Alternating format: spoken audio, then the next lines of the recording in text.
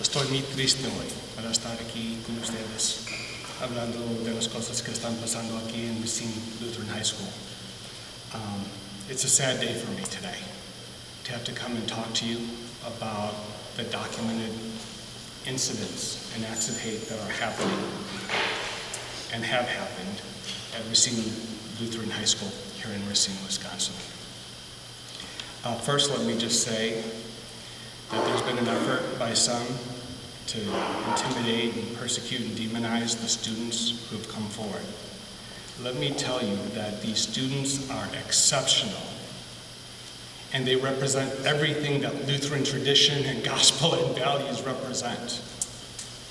I was so proud when I walked into the school with my good friend, State Director Palacios, the other day to walk in to see students of all colors, brown, black, and white, demand to be heard by the school's administration, united in saying this is wrong and we'll be silent no more. Now I ask you to be patient with me as we share just some of the incidents that we've discovered over the last 7 days of things that have been happening.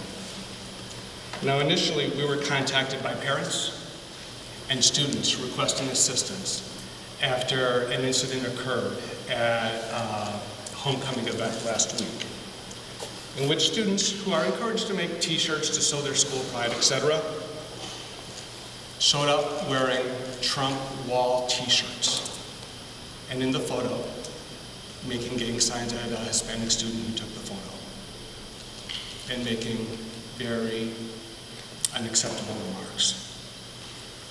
Now, for those of you who may not follow these types of issues, let me share the significance of this. Throughout the nation, we've continued to see, and it's happened here in Wisconsin in numerous schools as well, we've seen predominantly Latino football players walk onto the football field to chants of build the wall, build the wall. We've seen around the country predominantly Latino basketball teams walk onto the court to hear that chanting and to have tortillas flung at them. We've had individuals, even here in Wisconsin, beaten for no other reason than their predominant Latino features or Spanish surnames. And what did they say, the people doing this? When are we going to build that darn wall? Or something of the like, repeatedly over and over again. So just to provide context as to what this means to so many Latinos across the country. To the school's credit, they were instructed to cover them up, etc., and which they did for a short period of time. But just seeing this, we knew we had to come down here because typically when we see that, there are underlying issues that exist. So after repeated attempts, we finally got a meeting with school leadership. And State Director Palacios and I went to meet with him. And he shared his shock and awe with what he had learned. He said, since I received your email, your request for this meeting, I brought together students of color.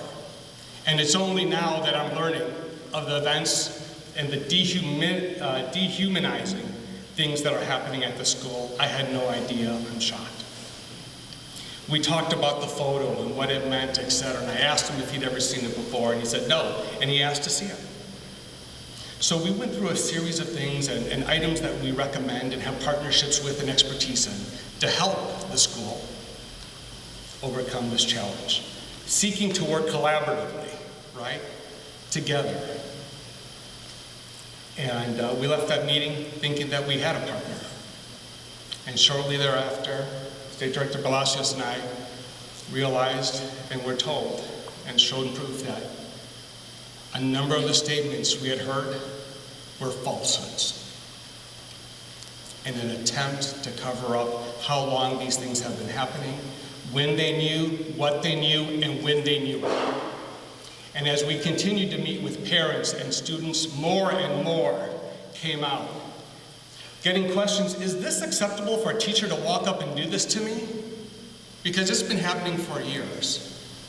Things that cannot be considered acceptable anywhere else. Comments made, humiliation being targeted at people because they are individuals of color. etc. So it was then when we knew that here we came forward in a spirit of collaboration, that wasn't going to be possible. They had lost that trust, right, that we were trying to establish with them. We then learned of an individual associated with the school who'd been texting with students on a private account.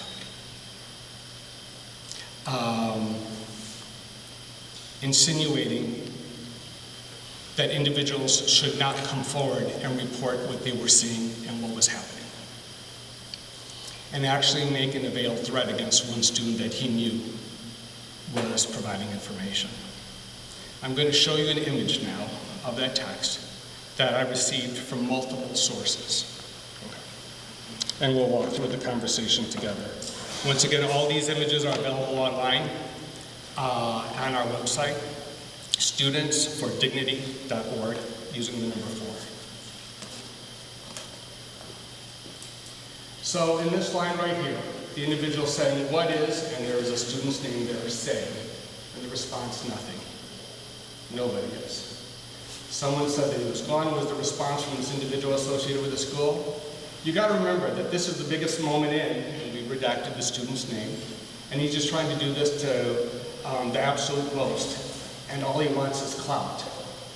And the student replies, and he says FRL, which typically stands for real. Just told everyone how I feel.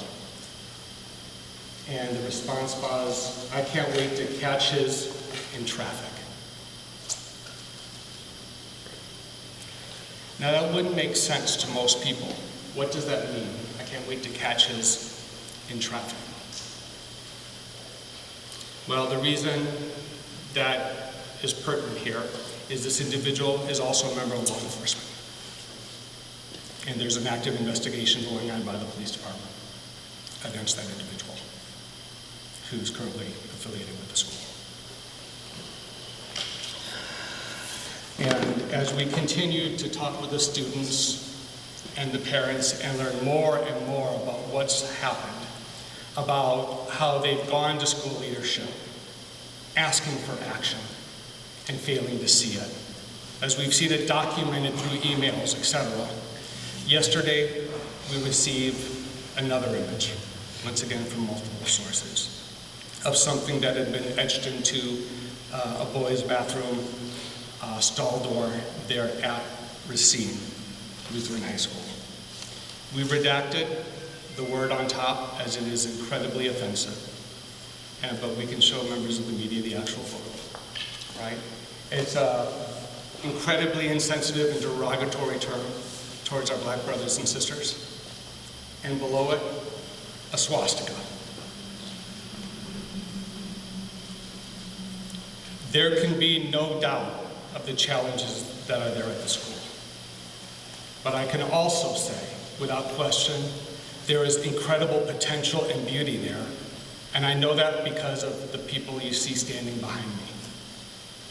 I could not have handpicked a better group of individuals to advocate for and on their behalf. These are individuals of high character, of faith, who believe in the importance of the gospel, and have been suffering for years now under the bombardment of discriminatory actions, dehumanizing actions, etc., that have happened there. So we, as a coalition, or as a group of organizations, just assisting the students and the parents, honestly, in this endeavor, have created the Students for Dignity Coalition, because this all comes back at the end of the day to faith, to human dignity that's endowed upon each one of us at the moment of creation. And it's particularly shocking that that dignity has been stolen and attacked by individuals at an institution of faith. So with that being said, we've put together an action plan to defend dignity that are in keeping with best practices at high-performing educational institutions across the country, that doesn't benefit one set of students over another. and that this institution will have to embrace if it wishes to move forward and live up to its mission and its goals and ideals.